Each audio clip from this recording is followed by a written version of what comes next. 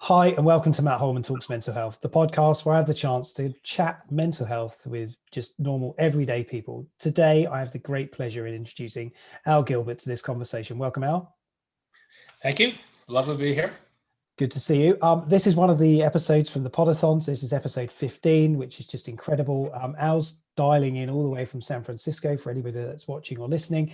So I'm going to let Al do his introduction in a second. But Al and I have known each other for many years, actually, a very, very long time.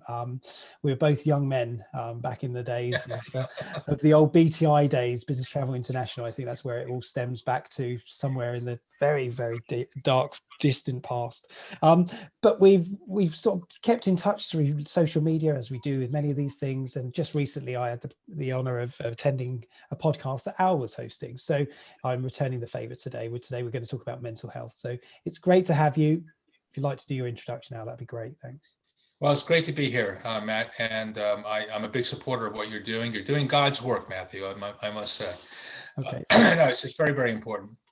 My name is Al Gilbert. Al is short for Alfred. And I live in San Francisco, or just outside San Francisco, in a little town called Brisbane. Well, we call it Brisbane. We say Brisbane, but the proper pronunciation is Brisbane. Mm-hmm. I've been married about 25 years, coming up on 25 years, with my lovely wife, Carol. Carol and I are what I call PINKS, P-I-N-K-S, which means pets instead, no kids. Okay. So, I'll start with the question, what do you do for a living? And it's the right question, but usually the wrong answer. And usually when people say, what do you do for a living? They say, well, I'm in sales, or I'm in account management, or I'm in some profession. But that's not what we do for a living. It's what we do for a livelihood. So I'll answer the question, Al, what do you do for a living? Well, what I do for a living is exactly what I'm doing right now.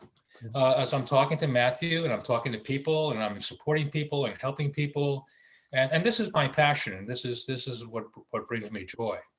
What I did for livelihood before I retired, compliments of the COVID economy, but what I did for a livelihood was, as Matt mentioned, I was in the travel industry. I was doing corporate sales, working for BTI, CWT, Amex, GBT. And one of the things I really loved about sales, there's some things I didn't like about sales, but one of the things I did love about sales was the human connection that we would make. Initiating and building and maintaining relationships with customers. I really enjoyed that. And so I have two cliches about my career.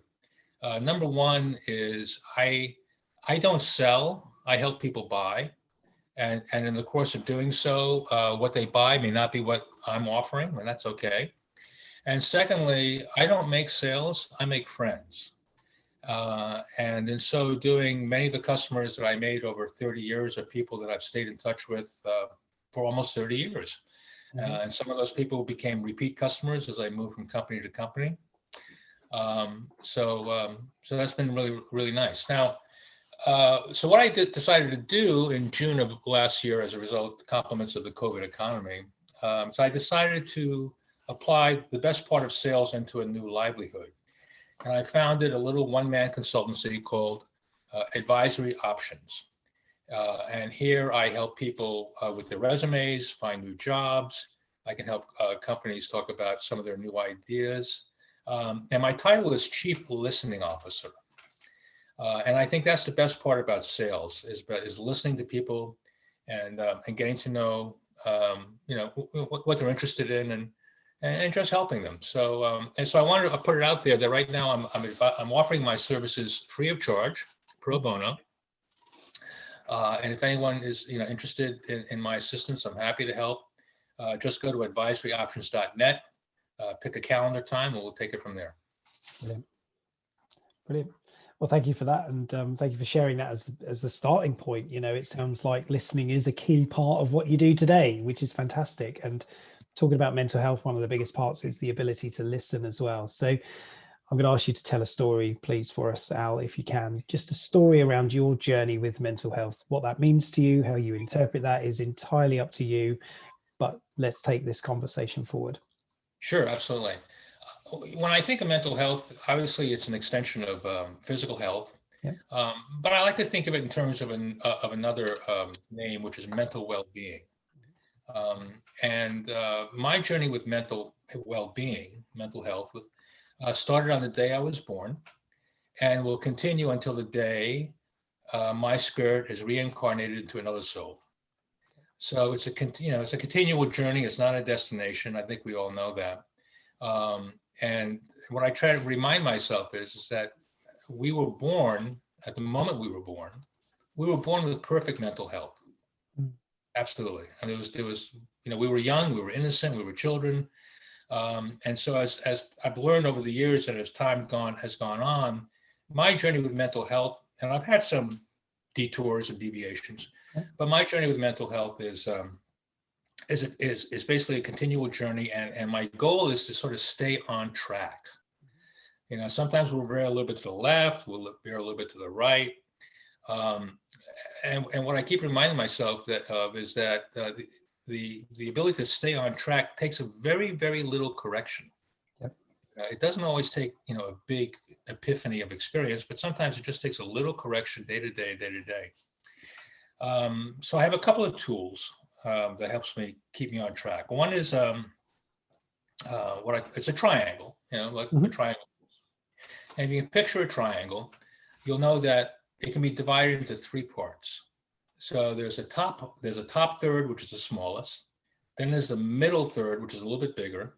And then there's a bottom third, which is the largest of the three thirds, correct? Yep. So on the top third is where I'm happy. On the middle third is where I'm content. So I'm more content. I'm content more often than I'm happy, but it's not far off. And so right now, today, as I speak to you, Matt, this is a happy moment. But sometimes you're not always happy. You have to settle for content. Content is where I go when I realize that I have my health, I have my marriage, I have some money in the bank, I have nothing to complain about. I'm content. And then there are bad days. Then there are blue days, there are dark days, there are sad days, there are challenging days. But even on my worst day, Matt, I'm grateful. Even on my worst days, I'm grateful. And that's kind of where I stand. And then the other tool that I use to help guide me, on the path is the power of forgiveness. Mm-hmm. Now, forgiving other people is relatively easy. Forgiving myself is very difficult. It's very difficult. Yeah. I can get into a pity party of self-criticism in a heartbeat. Oh, yeah. And I hate to make mistakes, and I'm afraid to make mistakes. But eventually I've learned. Okay, it's not the end of the world. I made a mistake. I forgive myself. We'll go on. So that's pretty much how I try to manage my life. I've had a couple of. I come from a family of an alcoholic father and a mother who's been remarried 4 times. Right. So those influences, obviously make a difference. My biggest fear is abandonment, really. Okay. And therefore, even on an adult basis, I really hate to get lost. I just really get weird when I get lost. Right. But I remember I had experience when I was very young, probably, I'm trying to think, I don't know, 7, 8 years old. And I grew up in the Virgin Islands in the Caribbean, in St. Thomas. And one night, my mother, my stepfather, decided to go next door to just have cocktails or dinner, with with her neighbors. Yep. And being of that age, I went to bed very early and generally slept through the night. But for some reason, I woke up and I walked out of my bedroom and I looked around the house and there was nobody there. Absolutely nobody. And I just lost my mind. I can almost recall the feeling so many years later. I felt like the bottom had fallen out of the universe. Wow. And even though I could visually know that I was in this place that seemed familiar, I just thought I was floating out in space. So I screamed loud enough and long enough for my parents who were next door to come to hear me and come back and and obviously take care of me. Mm. But yeah, so yeah, abandonment was an issue then, and still affects me today. Wow. Wow, that's profound, isn't it? It affects you for so many years. And do you? Yeah, it does. And as I said, I think as human beings, we're born with perfect mental health as children. Yep. And we just get influenced, along the way. Going back to the point about self-confidence and self-esteem, I'm not sure if it's strictly the Western society or Western Hemisphere society, but we're influenced all the time, and we're judged all the time. We're judged in school by our grades. Yep. We're judged by our friends, by our possessions. We have a career, but every year we have this thing called a performance review. where we're judged again, and we have to justify why we're here and why we should stay and why should we be rewarded, and so it's a constant battle. Yeah. So one of the things that I look forward to in my retirement career, if you will, is returning to my childhood. Mm-hmm. So, for example, when I was again very young and didn't know any better, I just spoke my mind. I was talking to a young little girl about my age, and I said, "What does your daddy do?" And she said, "Oh, I don't have a daddy."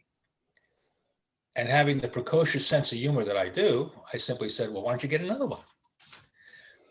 So that was the first time I was sort of pulled aside and coached that no, you don't say those kind of things. Sure. You have to be careful and this, that, and the other thing. So, I'm trying to return to my childhood roots of innocence.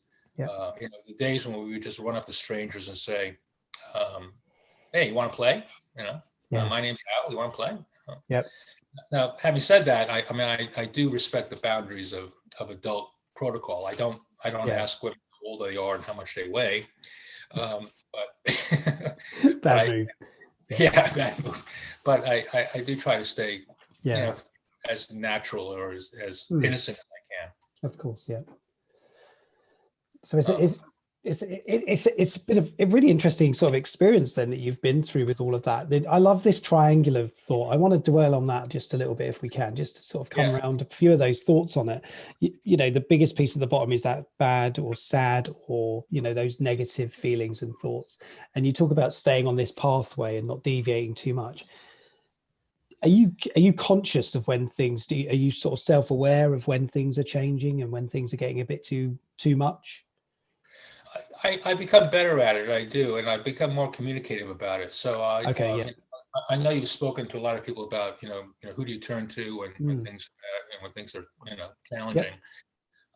I don't tell everyone all the time how I feel, but I have a handful of people that if they ask me how are things, I'll say I'm sad. It's a sad day. It's a blue day. Okay. It's bad. I was also thinking about friends. We all have a lot of friends. Some are closer than others. Yeah. And I have a few close friends, but what doesn't make them quite the best friend is that they're empathetic up to a limit. Right. There's only so they try, or they very nicely try to find solutions for me. Right. So I think empathy is really important in mental. When people are supporting me or I'm supporting others, and that's why I like the title of Chief Listening Officer. Yep. Is to be as empathetic without solving things, which is a lesson I keep out to remind myself again and again in my marriage, because my spouse would complain and my first instinct is to solve. I said no, I just have to listen. Yep. I have one friend that I consider my best friend, and I define him as such because he's the only one I would admit murder to if I committed murder. Right. Okay. Well, that's a good friend, right? Yeah, it's a good friend to have. Yeah. There were some close friends that I would admit that I was considering murder. Yeah. But there's only one best friend that I would admit murder to. So. That's a test of friendship for you if ever you heard one, right? I think it's an interesting one, definitely. Okay. Yeah. So do you talk often to this person? Is it somebody you would confide in often, or? No, frankly, no, not often. He's just, I'll tell you the other thing that made him a best friend. We were friends in college, Oh, okay, right. and we weren't particularly close then, but we became much closer after college. We were both living and working in New York City, and he was on a professional trajectory with Philip Morris, cigarettes. Okay, yep. And he had a terrible habit of making and breaking appointments with me. Something came up. I just got, Yeah. One day I got into this terrible row with my girlfriend, terrible argument, and I was just feeling really, really despondent. And I called him up and I said, Larry, I just feel like done. Sylvia and I had his and I could hear him. This is the pre-internet days. I could hear him flipping the pages of his calendar back and forth. And he said, Al, I got to move some things around, but I'll meet you for lunch. Yeah. And this is the same guy who would make plans like a week in advance, and the day before he would just cancel them. Right. Okay. Yeah. But he knew that something was really, really wrong. So. Yeah. When you can tune into that, I think that's a skill, isn't it? That you can recognize, okay, I need to adjust something. And that's the thing we're trying to help managers and people out there actually do now is tune into these things where somebody does need that little bit of, support, empathy, compassion, whatever you want to call it. I think the most important thing as a supporter, as you are, and I try to be, is to respond to communication. Yeah. So one of the things that I prided myself in sales is that I if someone emailed me or telephoned me, I would return that email, telephone call within the day or certainly by the next day. Yep. Because one of my pet peeves, I guess, is that when people don't respond, I feel ignored. Yep. And I think to myself, okay, look, if the answer is no, fine, but just don't ignore me. Yeah. And I think that's the worst part for people who even if you're not feeling mentally challenged. I think it's really, really important to respond to people. Yeah, it is. I wrote a post about this recently, and I was frustrated because people asked a lot of me, and I deliver, and I respond to people like you say, I find it courteous and just nice to say something, just to acknowledge it even. And often I don't get responses back, or I don't get a thank you for doing something for somebody else. And I can totally understand you. And I put it out there, and you can, I'm sure you understand, and I'm sure you may have even commented on it, but it got a lot of comments. People saying this is true. It's we have I have to take a risk every once in a while, to be honest. I mean, I think I've said this to you before, that I feel that my vulnerability is my greatest credibility. Brilliant. Yep. So I'll tell you how I feel, and try to do it as politely as possible. One of the things that you did write about that I responded to was the fact that you change things up a little bit every once in a while. Yeah. I think you move your desk or you move your computer. Yep. And things like that. And I think that's really, really important. That's why I said, it's kind of like the smallest things make the biggest difference. Yep. So you don't have to, when things are challenging in my life, I don't have to change jobs or change spouses necessarily. It may feel like it at the time. Yeah. But sometimes it just takes a little tweak or something. So, for instance, I was thinking of a challenge where, let's say I was working with a manager, like, say you're my manager. Yeah. And things are just tense and, difficult. So, and then, normally, we would come into the office, I would say, good morning, Matt. And you would say, good morning, Al, and go to our separate offices and whatnot. I thought one day I'm going to walk in and say, good morning, Mr. Holman. Can I get you a cup of coffee? All right. And you'd probably be startled and you go, Mr. Holman? Yeah. And you would smile. Yeah. And I said, yeah, Mr. Holman, would you like a cup of coffee? You just tweak things just a little bit, and it can make a big difference. You've never got me a coffee before. What's this all about? Exactly. Yeah. Right. And it takes you a little bit off guard, and I think you're right. And when I talked about that, and actually I'm sat in the place where I was sat when I wrote that post, which is, this is my wife's desk and my wife's office, and I was in my office, so up the back, and it was that realization. And actually I got more productive by changing that perspective, coming to a different space and working in a different space. And I know not everybody has the ability to do that, but even at the dinner table, I don't always sit in the same seat. For years I did, but now I don't. I've just sort of, adapted it to make it more sort of, well, when there's not much variety out there at the minute, you can make your own, I guess. Well, the thing about COVID, we'll talk about COVID in a second. What's ironic about the COVID society, if you will, is that on one hand, it's really restricted my ability to physically see people. Yep. So I kind of see less people than I ever did before. But with social media and opportunities like this and Zoom meetings, I'm actually getting to know more people than I've ever known before. Yeah. Don't you find that unusual?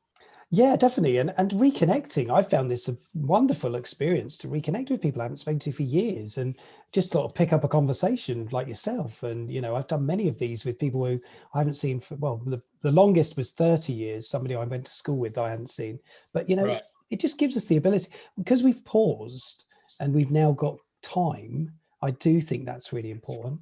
We've got time to think about, okay, oh, you know what, I'm going to send that message that I've been meaning to send. And I always encourage people to do those. If you've been meaning to send the message, send the message, right? It's only you that stops that happening. It's fascinating. COVID has changed. Well, that's one of the points of advice that I tell people in my work. And this helps my personal sense of mental well-being as well. Yep. Do what you say you're going to do. Even if you only say it to yourself. For instance, you had this thought about, I'll send this message, and you didn't tell anybody, you just told yourself. Yep. But do what you say you're going to do. Keep your word. And even if it's the smallest thing, like a message or an email or something like that, and people will be pleasantly surprised that you do. Well, if you put out of the blue messages, really have impact, because people don't expect them, so send them. That's what I say, send them. Al, we've got a couple more minutes on this, because I'll have to reset for the next one as well, of course. The beauty of the logistical challenges of doing 24 of these back to back. Any final words from yourself? Anything you want to share, impart, wisdom words? Yes, a couple of things. Number one, I just reiterate the offer. If anyone is interested in anything I can do to help them, please look at advisoryoptions.net. It's free of charge. I do it gratis. Pick a time on the calendar, we'll talk. Yep. Secondly, as I said, I think when we were off camera, Matthew, you are doing God's work.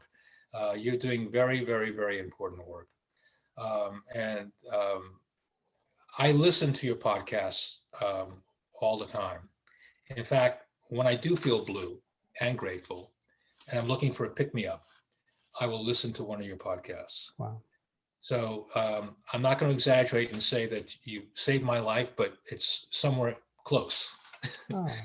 And secondly, I want to compliment you as Chief Listening Officer that you are an excellent listener. You're the best I know. Because you do what you do. You engage people, you give them an opportunity to talk, you look at them, you don't interrupt. So it's a skill that I'm sure everyone who knows you would agree with me that it's a great skill, and I congratulate you on it. Oh, thank you. That means a lot. I feel quite emotional, actually, because you've been so nice, and I find it hard to take those compliments, but I'll accept them and take them gracefully. And this is about talking about mental health, and like I said earlier, half of the talking is about listening as well. And sometimes we just need to sit and take in what's going on around us, take in the conversation, and listen to what people are saying. And Al, thank you for participating in this event as well, because I'm so grateful that 24 people have agreed to participate, and I didn't have to sort of force anybody, and everybody's willingly attended. So thank you for that. Really do appreciate it. Welcome, man. And we'll stay in touch. And yeah, and if anybody listening is struggling, if you do have any worries or concerns, always know there is somebody that you can talk to. In the UK, we have Samaritans, of course. 116-123 is the telephone number to call if you need a safe space to talk. I'll always say at the end of my podcast, because I hope that at some point somebody might take that number and use it for the right reasons to get some help and support. And in the US, of course, and all over the world, in all of these podcasts, there are many different organizations there to help support you. You are not alone. That's the most important thing. We are creatures that need human connection, and that is so important. So Al, thanks so much. Really appreciate it. Most welcome. Anytime. You know where to find me. I do indeed. Thank you, and I'll see you soon. All right. Take care.